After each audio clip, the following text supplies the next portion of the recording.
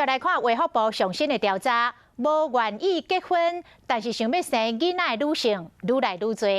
两性专家来分析原因，讲现代的女性唔免靠查甫人来食穿，家己有能力来饲囡仔，而且嘛无愿意受到婚姻的束缚，嘛会当来撇开掉大家新妇的冲突。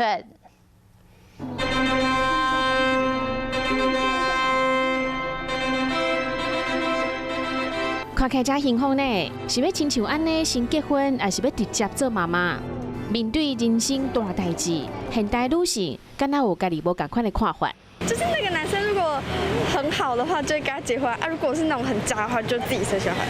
自由度比较高吧，不会被别人管吧。就是要先确定自己真的经济上是许可的，才会有小孩。这几年来，女性想要结婚或者是生囡仔意愿有一丝改变。根据卫福部上新的调查，2019年无愿意结婚的女性比8当前比例搁较悬，来到38.6%。但是不爱生囡仔的比例却颠倒落降，这表示讲有搁较侪女性无想要结婚，但是想要有囡仔。